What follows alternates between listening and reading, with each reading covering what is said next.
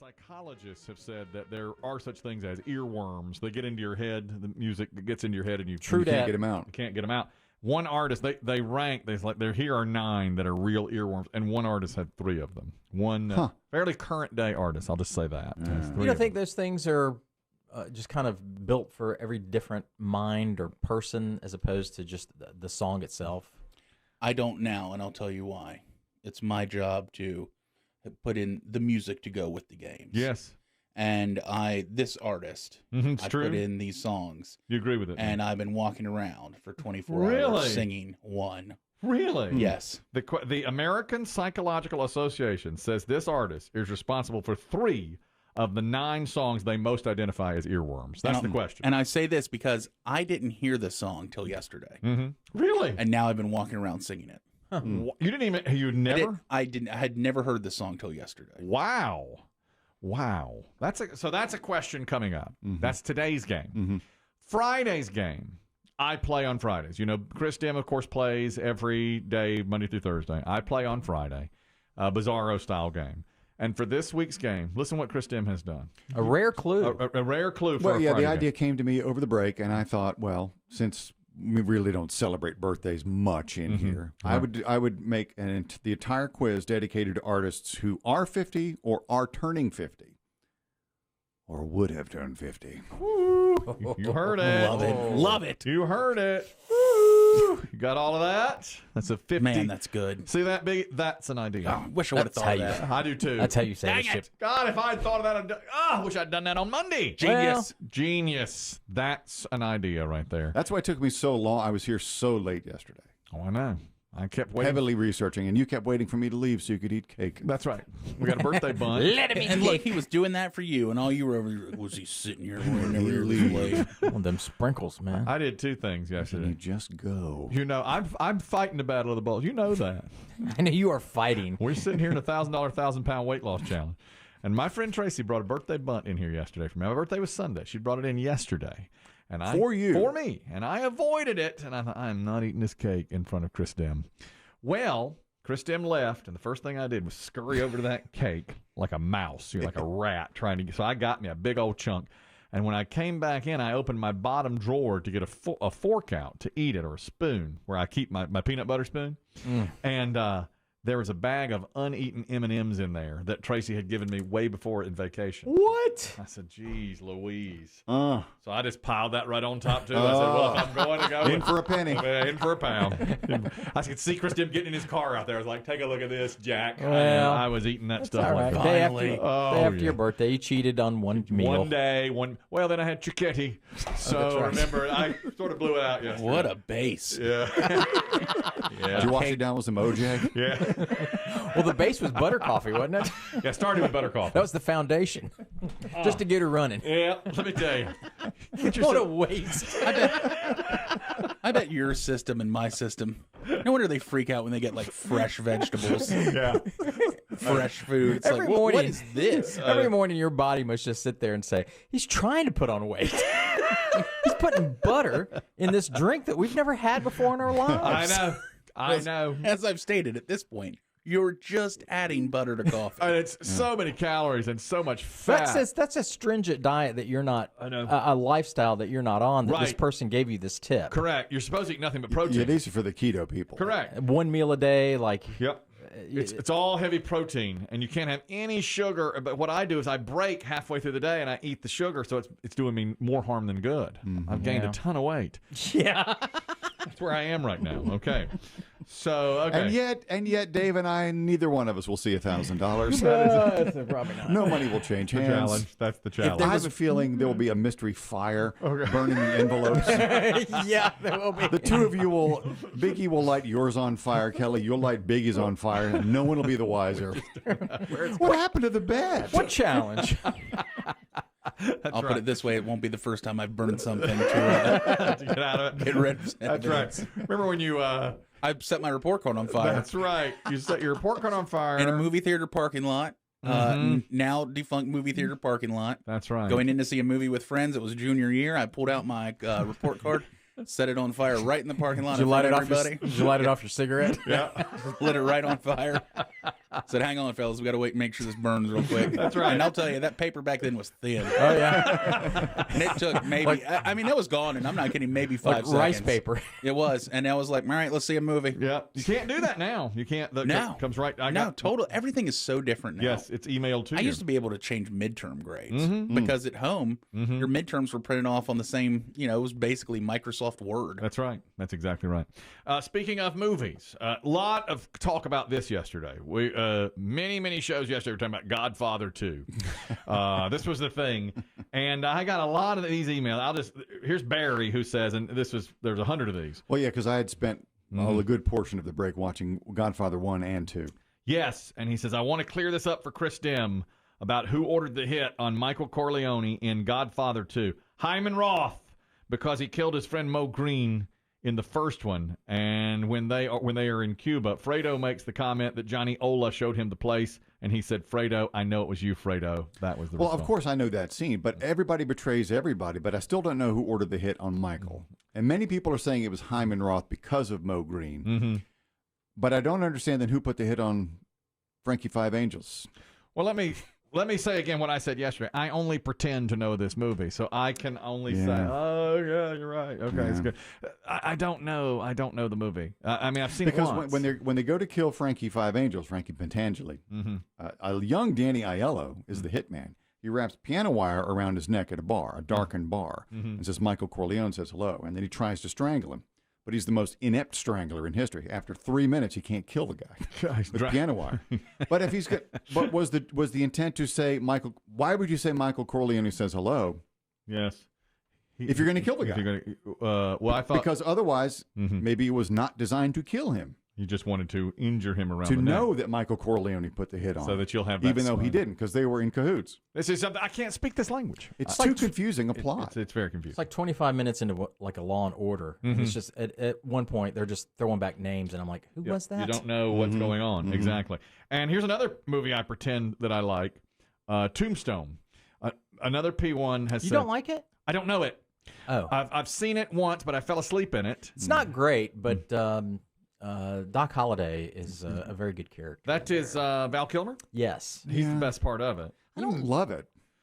Guy says, I don't love it. I like it. I think it's Yeah. very entertaining. Guy says, make sure you watch Tombstone with your new surround sound because you can hear the horses clippity clop behind you. Oh. He says it'll drive your wife screaming from the room. Which, Dave, you weren't here, but Biggie and I surmised that's his goal. That's the goal.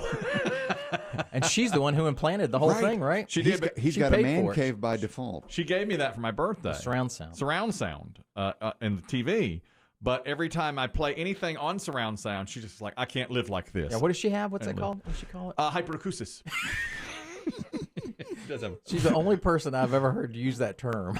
It's medical. Is it? She has hyperacusis, Look yes. that up. There's another. This is like soft copy, and it keeps getting softer and softer and softer. Dr. Oz, who some some people claim is a quack. Yeah. He hosted Jeopardy 2 weeks, I believe. Correct. He's no longer on it. You say Aaron Rodgers is not that great either on hosting. I mean, Jeopardy. he's a good-looking guy. He clearly loves the game. I just find him a little dull. He wants to be the host, from what I understand. Because while he plays football, he Oh, come on. Well, how many years do you think he has left in the league?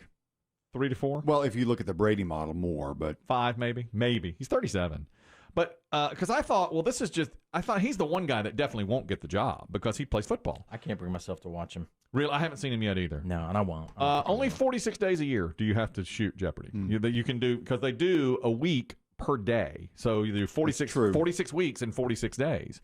So you literally could shoot it during times that he's not in camp or playing football, and he says he can do it. I mean, he wants to do it. I don't know if they want to work their schedule around the host's schedule just for Aaron Rodgers. Yeah, I'm not he ain't sure no either. prize. Well, and if you were a teammate or, God forbid, a sports radio host in Green Bay, the one he has a bad game, Yeah. oh, you shouldn't have been hosting Jeopardy. I mean, yeah, really. because he does tons of ads anyway. Yeah, it's true. I mean, the players get hammered when they have a bad outing or a bad season. Baker Mayfield gets Because that all of the that. time. You know, he has a bad season and he does all these Tons of commercials. ads. That you get nailed for that. So if he does Jeopardy, he's risking. I mean, that he's shit. showing that he's not completely dedicated to the Packers. Right. They're just playing around. It's going to be Jennings or that executive producer. I'll tell you who I liked. I thought Katie Couric did a nice She job. won't do it. Yeah, I know that, but I thought she was good. Oh yeah, she was fine. I thought she did very well. She's always been perky. Now listen, Colin Cowherd, I was watching him the other day, and he thinks that they will do Aaron Rodgers because he's the biggest name. It's like you watch him because he's a huge star, and you want to see can he play and do Jeopardy at the same time, and that's what it's about now. It's not about a competent Cowherd host. is leading you down the primrose Yeah, he's path taking you down the yet path again. again. No He's way. got a hold of you, and he's You're yanking. going to keep quoting that until they name the new guy, which is going to be the executive producer. He's It's got to be the producer. he told me Cowherd's told me 20 times this is what's going to happen, and it never is right. It's never right. I felt bad for Aaron Rodgers watching him on Jeopardy. Chris It was Dempsey that is bad. stiff. It was that bad to me. Yeah. He is. It's he stiff. means well. He really does. Then Even I- his laugh, everything about it seems just red and forced. Where he would laugh, he'd be like, Yeah, he's just kind of moving from one point Yeah. to the next. There's no flow. It's 30 minutes. I mean, Yeah. Yeah. of reading, probably teleprompter. My wife didn't love Katie Couric, but I did. I said I think she's very smooth. I think Yeah, she she could do was that now. really got mixed reviews online. I thought she was great. I thought she was really good. Here's the thing about Dr. Oz. When he hosted, one of the contestants, whose name is Emily Seaman, said that during commercial break, she overheard him talking to a producer, and she said, I can't believe they didn't get that last one because nobody got the answer right. And she said, I don't like being made fun of by the host of the show while the show is going on. Yeah. I mean, yeah, you can't do that. Alex would never do that. She said, that is very odd. She said, that is very unlike Jeopardy. And she says, she admits full on, she thinks Dr. Oz, she's not a fan. She agrees with Chris Dim. She didn't come out and use the word quack. But she said, I was very disappointed to know that he would be hosting the game that I was on. But it's been a lifelong dream to be on the game, so of course I wasn't going to You cancel. play when you play. Yeah, that's exactly right. But she said, look, he went over to a producer, and he thought he was out of earshot and said, can't believe they missed that last one. And none of us had gotten it right. no. And she said from that point forward, she had real trauma in trying to answer right. it. Yeah, come on now. That's enough. It's like, the co-host of the talk, Cheryl Underwood, now that Sharon Osbourne's left, this is softer copy. Oh, my God. It's the softest of the soft. They came back yesterday.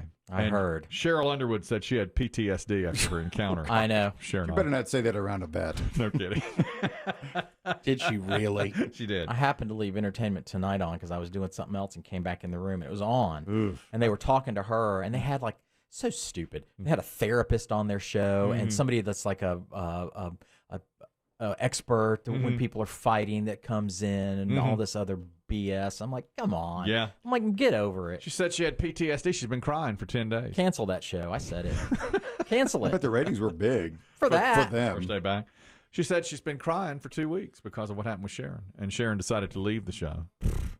Someplace she was forced down. She was the show. Sharon, I agree. But Cheryl, man, PTSD. I have to agree with Chris Dim. Let a vet hear you say that. Slap me around a little bit. The top 50 at 50. Chris Kelly's 50 at 50. This was Biggie's idea. Yesterday, I buried it. Last 10 minutes of the Garbage show. time. Yeah, filler. Right. But it went surprisingly well. We had numbers 50 through 41.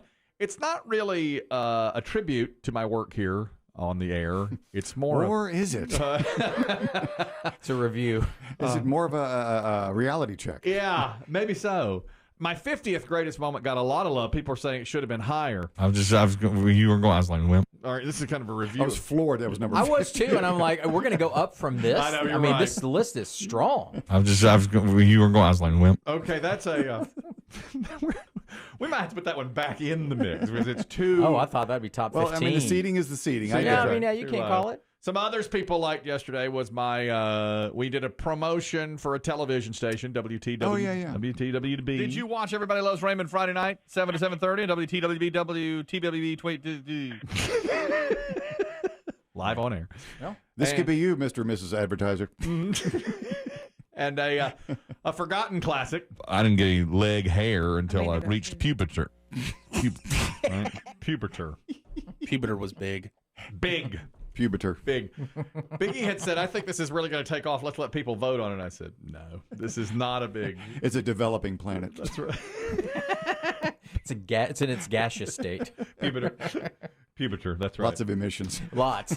Today we are at number 40. All right. All right, number 40. This again is for advertisers. I was reading a promo for a concert. 3 days full of the biggest rock acts in Louisville, Kentucky, September 28th, 29th, and 30th. 9 Inch Nails, Shinedown, Five Death Punch, and more. Now, Five Death Punch is not a band. That is Five Finger Death Punch. And, it's not that hilarious, but I got a lot of feedback on that. A lot of people still, anytime they tour anywhere near us, people are like, Kelly's band's coming. Yep. Five Death Punch. Five Death Punch. Five Death Punch. Didn't you drink that in college? Yes. Trash can? Mix it with rum. My Elvis impression is at number 39. This is more recent. Huh. Had to do this for Was this the audition Elvis? Audition Elvis. Oh, hello, darling. This is the King, baby. And I'm all shook up and excited to tell you that the cool cats at my favorite magazine, Yes Weekly, want your input. The original and best reader's choice of the Triad. The Triad's best is open for voting. Now, this was more recent. They went with another voice actor. He went in another direction. They did. And I did get a lot of people saying that my Oh, was better Than the one who got the than job. the actor who got the job. oh, That was a, What do you think happened? I don't know. I really thought I'd have Maybe that. it was personal. It might have been. Ooh. Maybe the guy who... Maybe they just brought you in for show. Perhaps that's right. This is a montage that Biggie has put together. We have P1 listeners, James, Kendra, there are several others, and Biggie put this together as moment number 38. James, you're talking about Kevin Hart. Go ahead. P1 James, how you guys doing? Wonderful, sir. You're my favorite P1 of all time. Yeah. You know that. You know it for a fact. Go ahead, sir. Yeah, Kelly. That's right. Raul, my favorite P1 of all time. The great Raul. Yes, sir. Kendra, my favorite P1 is on the line. You're my all-time favorite, as you know. What's up, guys? It's D, your number one Black P1 listener. You're my favorite P1. Thank you, D. Yes. We appreciate that. This is Biggie through the years putting Ouch. this together. That You hurts. almost say it exactly the same to every caller, too. My favorite P1. My favorite P1. It hurts. How can anyone take you serious about anything? Yeah. Believe you. Well, and this is about being a favorite as well. Listen very closely for moment number 37. Hey guys, P1 here. Thank you. A big Dave fan. I gotta add that in there. Thank you so much. Big Dave. Big Dave fan. Fan. I said. Thank you so much. So much. All right. Did you think he was saying big gay fan? Thank you so much. Thank you so much. You're so brave. We don't get a lot of big gay fans. Big No. Dave fan. I mean, we have them, but Yeah. oh, we sure do. Believe me. Believe me. Yeah. I'm a big gay fan. There was a guy he moved. Yeah. And he was homosexual and made no bones about it. And said that he had seen me at the pool and said I was a bear. And then he liked to go to the Y to look at Chris Dim because Chris His buddies would go to the Y. Yeah. And Yeah. they thought They would Chris compare notes. tight little body on Chris Dim, they said. And I said, what about me? Gay And Joel. Gay Joel. Great guy. Loved him. Very nice guy. But I was always a little bit offended because he said that, he would say about Chris Dim, great body, this, that, can tell he really works on himself. And then he'd say to me, not my type is what he We would call say. you Yeah. Bear. Yeah, they call me Bear. That's what they did. And we're getting ready to play Put Up or Shut Up Rock and Roll Trivia, which leads us right to moment number 36. Within $5, how much will every single ticket to Kid Rock's summer concert tour cost this year? $45. That's right, it's 20. Bang, bang. Nailed it. Zero hesitation. You're the math guy. That's true. You're the number guy. Did you get that? Within $5, how much will every single ticket to Kid Rock's summer concert tour cost this year? $45. That's right, it's 20. Okay.